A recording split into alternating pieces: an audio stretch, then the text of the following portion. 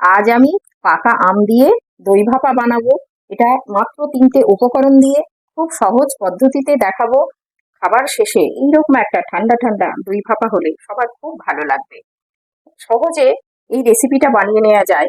মাত্র 3টি উপকরণ দিয়েই খুব সহজেই এই রেসিপিটা বানিয়ে নিতে পারবেন। আপনারা শেষ পর্যন্ত দেখতে থাকুন। এর জন্য আমি এখানে 500 গ্রাম টক দই নিয়েছি, আর এখানে মিডিয়াম সাইজের 2টো পাকা আম নিয়েছি, আর এখানে 200 গ্রাম কনডেন্সড মিল্ক নিয়েছি।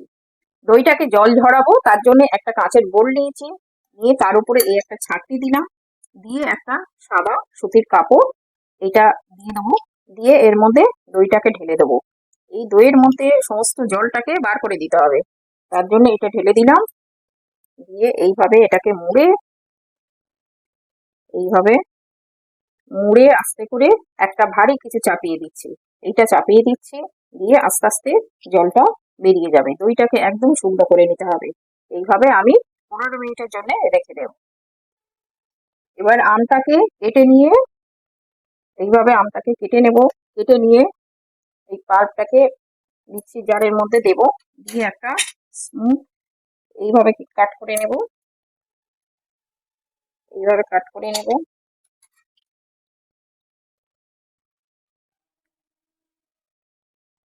এইভাবে আস্তে আস্তে পাল্পটা বার করে আমি মিক্সি জারের মধ্যে দেব, দিয়ে এটা খুব সুন্দর একটা মিহি একটা পেস্ট বানিয়ে নেব। এইভাবে দিয়ে দেবো। আম যত মিষ্টি হবে তত এটা খুব ভালো হয়। মিষ্টি আম নেবেন একটু ভালো দেখে। মিষ্টি আম না হলে, টক আম হলে কি হবে, দুধটা ফেটে যেতে পারে। তো সেই জন্যে একটু মিষ্টি আম দেখে নেবেন। নিয়ে এইভাবে দিয়ে দিলাম, দিয়ে এটাকে একটা পেস্ট বানিয়ে নেব। আমটা এই পেস্ট করে নিয়েছি। এই দেখুন, এইরকম ভাবে টেক্সচারটা হবে। একদম এরকম স্মুথ একটা পেস্ট বানিয়ে নিতে হবে। আর এই আমের মধ্যে যেন কোনো রকমের জল না থাকে। জল থাকলে সেটা খুব একটা ভালো হবে না।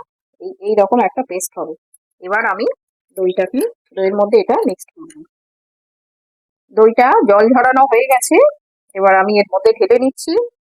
এই দেখুন কি সুন্দর শুকনো হয়ে গেছে। এইরকম ভাবে শুকনো করে নিতে হবে, জল যেন একদম না থাকে।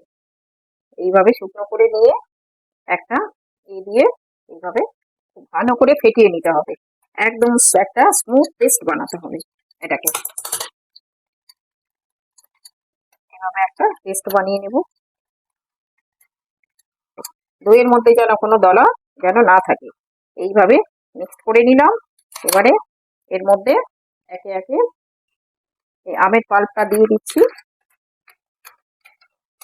আমের পাল্পটা দিয়ে দিলাম। এটাও দিয়ে একবার মিশিয়ে নেব।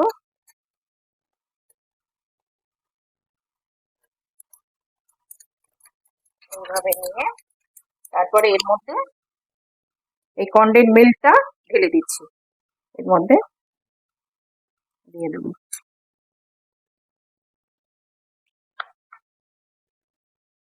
এটা দিয়ে খুব ভালো করে এইভাবে একদম মিহি একটা পেস্ট বানাতে হবে।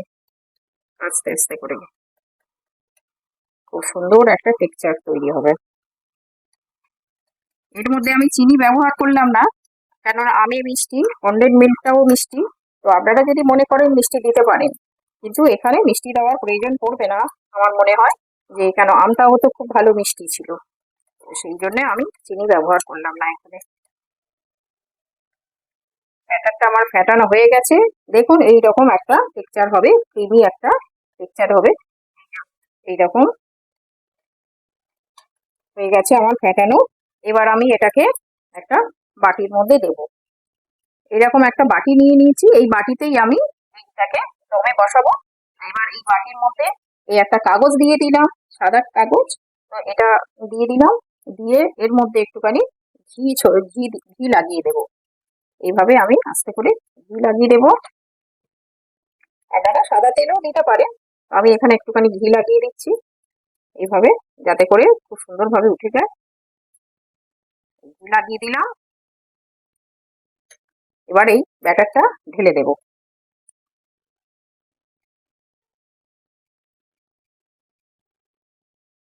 ব্যাটারটা এভাবে সুন্দর করে ঢেলে দেব।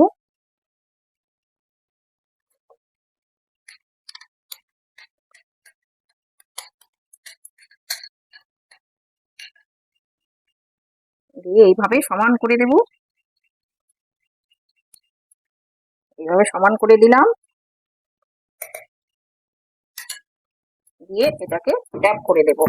এইভাবে ট্যাপ করে দিলে কি হবে, ভিতরে যদি কোনো হাওয়া বা বাবলস থাকে সেটা হয়ে যাবে, গেলে খুব ভালো টাইট হয়ে যাবে। এবার আমি এটাকে দমে বসাবো। গ্যাসে কড়া বসিয়ে দিয়েছি, দিয়ে এর মধ্যে কিছুটা জল দিয়ে দেব। জল দিয়ে এখানে একটা স্ট্যান্ড বসিয়ে দেব। এটাকে এরকম করে বসিয়ে দেবো। আমার কাছে ফয়েল পেপার ছিল না, তাই জন্য আমি এইরকম একটা এর মধ্যে একটা কাপড় দিয়ে নিয়েছি, নিয়ে এটাকে বসিয়ে দেবো। এটাকে মানে ঘেমে জলটা পড়বে না, তো এইভাবে আমি ভাপে দিয়ে দেবো। এইভাবে একটা ঢাকা দিয়ে দেবো, দিয়ে এইভাবে 15 থেকে 20 মিনিট রাখবো। 15 মিনিট পরে আমি একবার চেক করবো, তারপর যদি হয় আরো 5 মিনিট রাখবো, তো তারপরে দেখাচ্ছি। এটা স্টিম হয়ে গেছে। এটা আমি 25 মিনিট রেখে দিয়েছিলাম। তো এটা হয়ে গেছে। আমি একটা কাঠি দিয়ে চেক করে নিচ্ছি। এই দেখুন, কাঠিটায় একটু আধটু লেগে আছে, ওটা ফ্রিজের মধ্যে ঠান্ডায় দিলে ওটা সেট হয়ে যাবে। তো এবারে এটাকে আমি ঠান্ডা করতে দেবো রুম টেম্পারেচারে। তারপরে এটা ফ্রিজের মধ্যে 2 ঘন্টা রেখে দেবো। এটা ফ্রিজে রেখেছিলাম 2 ঘন্টার জন্য। এটা 2 ঘন্টা পর বের করলাম, দেখুন কি সুন্দর সেট হয়ে গেছে, একদম শক্ত হয়ে গেছে। এবার আমি এটাকে প্লেটে ঢেলে নেব। দেখুন কি সুন্দর ভাবে উঠে গেল। এবার এই কাগজটাকে তুলে নিচ্ছি। তো 3টি উপকরণ দিয়ে এইভাবে খুব সহজেই বানিয়ে নিতে পারেন এইরকম একটা মজাদার দই ভাপা। দেখুন কি সুন্দর হয়েছে, একদম নরম মাখনের মতো হয়ে গেছে, মুখে দিলেই মিলিয়ে যাবে। এই রেসিপিটা যদি ভালো লেগে থাকে তাহলে একবার লাইক করবেন আর সাবস্ক্রাইব করবেন।